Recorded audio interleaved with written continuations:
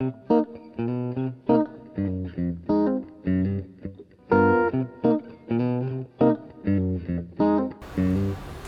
soy Julieta Osorio, comunicadora social y periodista, y hoy les estaré acompañando para hablar de la campaña que promueve la Dirección Territorial de Salud de Caldas frente a la promoción de los derechos sexuales y reproductivos.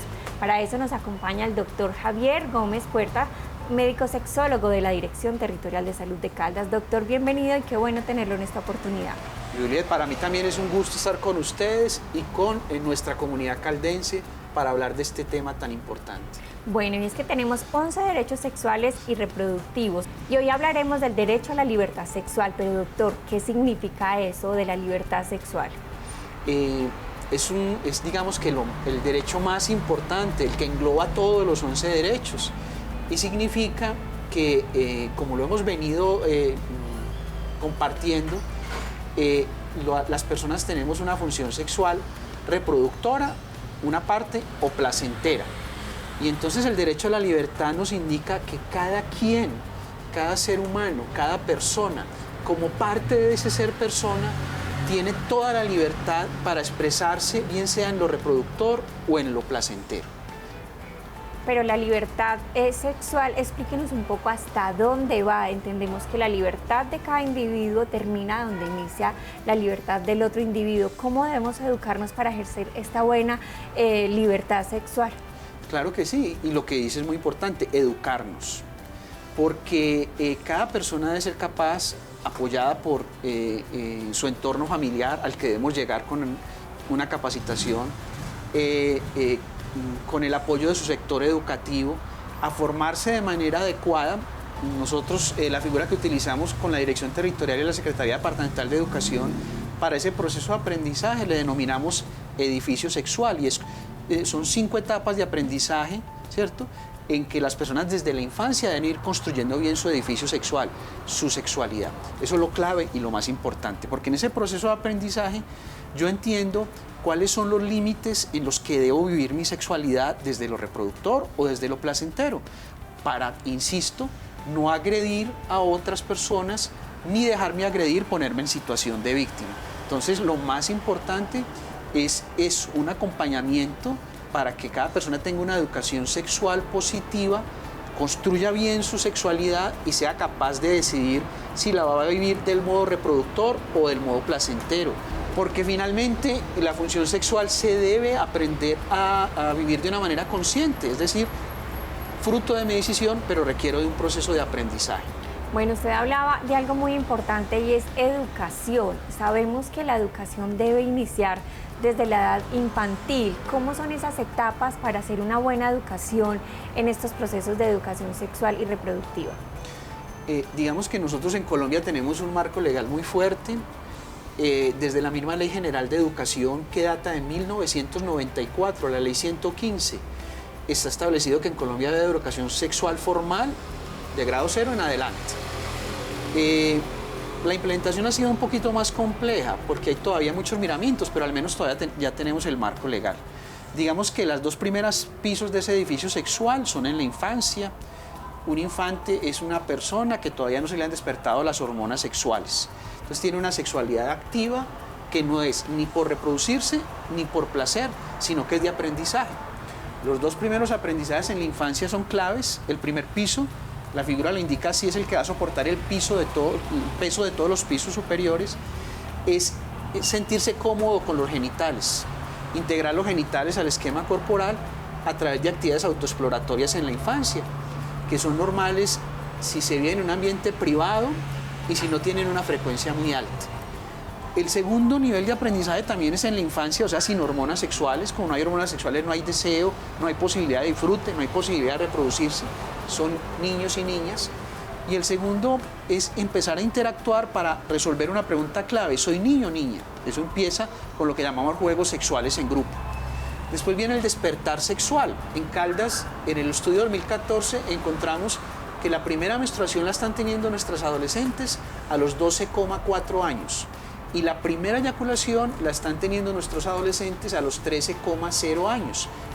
Ya no son niños, ya no son infantes, son adolescentes. Con ese despertar hormonal viene el tercer piso del edificio sexual, que es aprender a adueñarme de esa posibilidad de disfrutar y de reproducirme.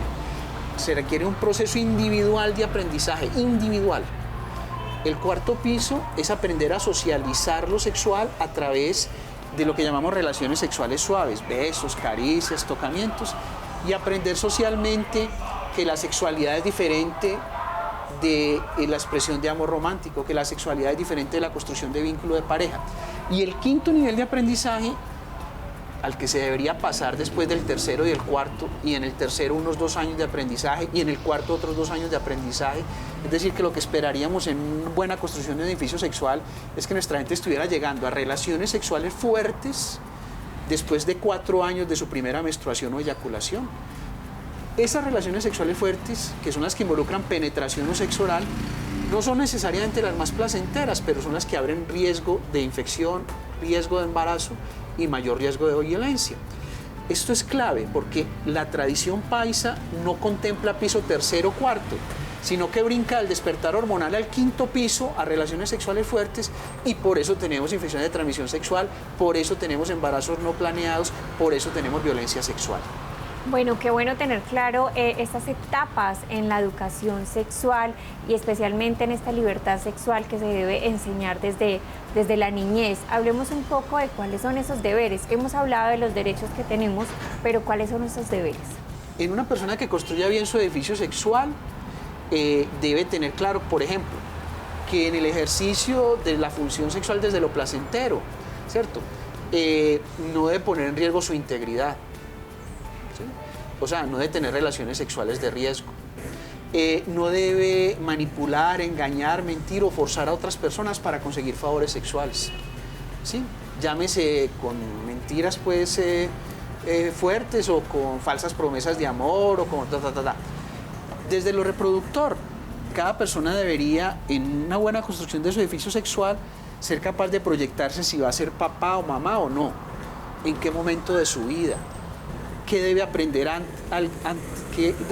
antes de llegar a ser papá o mamá, si lo va a hacer solo o en una situación de pareja.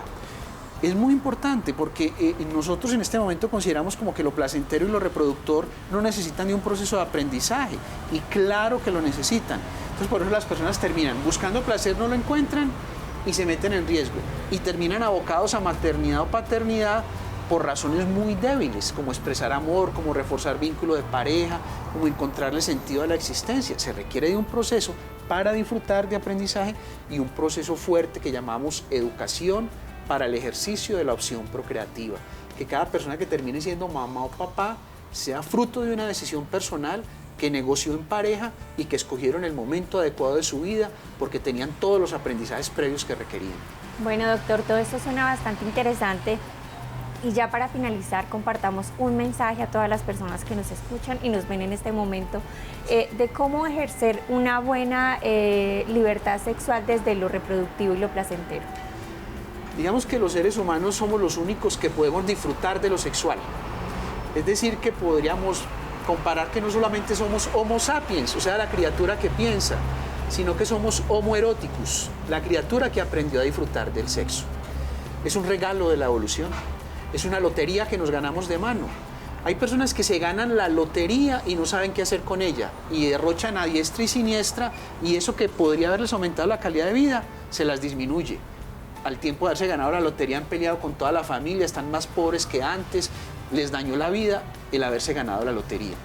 Hay personas que se ganan una lotería y no son capaces de entender que se ganaron una lotería y siguen viviendo de la misma manera, no son capaces de captar que tienen algo valiosísimo con lo que pueden mejorar su calidad de vida y la de los demás.